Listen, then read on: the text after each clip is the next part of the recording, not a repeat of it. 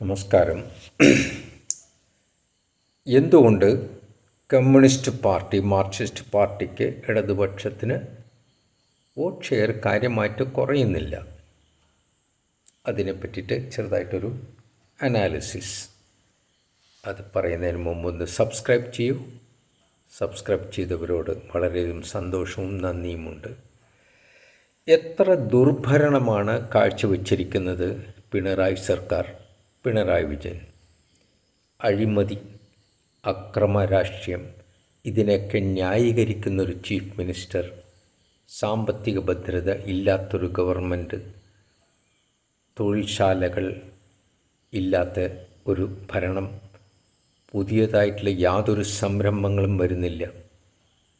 എന്നിട്ടും കമ്മ്യൂണിസ്റ്റ് പാർട്ടിക്ക്, മാർക്സിസ്റ്റ് പാർട്ടിക്ക് വോട്ട് ഷെയർ കാര്യമായിട്ട് കുറയുന്നില്ല. എന്തുകൊണ്ടെന്നാൽ അടിത്തട്ടിൽ അവരുടെ കാര്യമായിട്ടുള്ളൊരു വർക്ക് നടന്നുകൊണ്ടേയിരിക്കുന്നുണ്ട്. ബക്കറ്റ് പിരിവും ജനസമ്പർക്കും ഇത് വളരെയധികം സജീവമായിട്ടാണ് നടക്കുന്നത്.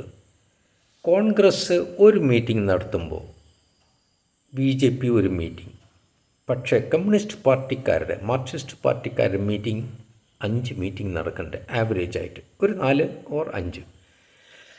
അതുകൊണ്ടെന്താണ്, ജനസമ്പർക്കം ഉള്ള നുണയൊക്കെ പറഞ്ഞിട്ടോ അല്ലെങ്കിൽ കാര്യമായിട്ടുള്ള കാര്യങ്ങൾ പറഞ്ഞിട്ടാണ് ബോധിപ്പിക്കുന്നുണ്ടെങ്കിലും ജനങ്ങൾ, അവർക്കറിയാം കാര്യമായിട്ട് തിരിച്ചറിവ് കൂടുതൽ ഇല്ലാത്ത ആൾക്കാർ കമ്മ്യൂണിസ്റ്റ് പാർട്ടിയിൽ ഉണ്ട് എന്നുള്ളതാണ്.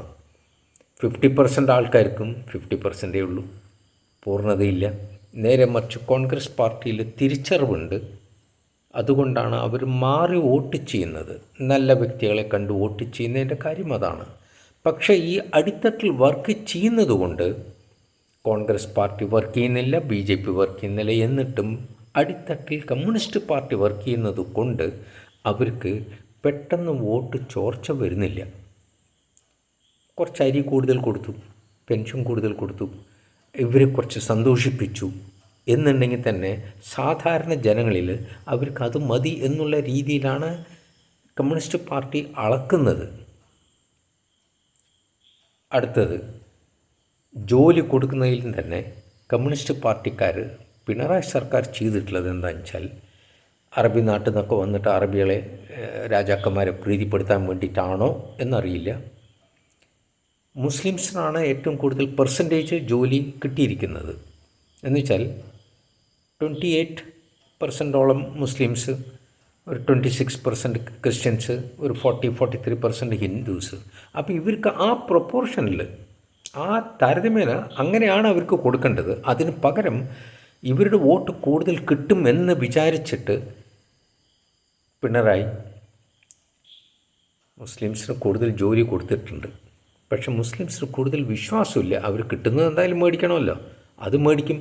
പക്ഷെ വോട്ട് കൊടുക്കുന്നത് അവരവരുടെ വർഗത്തിന് മാത്രമേ വോട്ട് കൊടുക്കുള്ളൂ എന്നുള്ളതിൽ സംശയമില്ല. അപ്പോൾ പിണറായി വിജയൻ അതിൻ്റെ ശരിക്കും പറഞ്ഞാൽ മുതലെടുക്കാൻ പറ്റിയിട്ടില്ല. അതേ സമയത്ത് ഹിന്ദുക്കളെ ചീറ്റ് ചെയ്തു എന്നുള്ളതും ഒരു വസ്തുതയാണ്. 43% കൊടുക്കുന്നതിന് പകരം അവർക്ക് 10-15% ഇടയിൽ ജോലി കിട്ടിയിട്ടുള്ളൂ. അപ്പോൾ ഹിന്ദുക്കളാണ് ഏറ്റവും കൂടുതൽ നട്ടുച്ച വെയിലത്ത് മഴ പെയ്യുന്ന സമയത്തും കൊടി പിടിച്ച് നടന്നിട്ടുള്ള ആൾക്കാർ.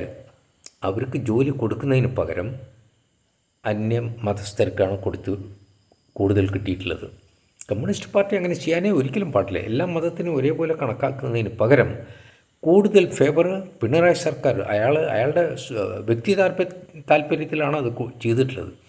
അങ്ങനെ വോട്ട് മറിഞ്ഞത് കൊണ്ടാണ് ഇപ്രാവശ്യം അയാൾക്ക് വോട്ട് ടോട്ടലായിട്ട് പോയത്.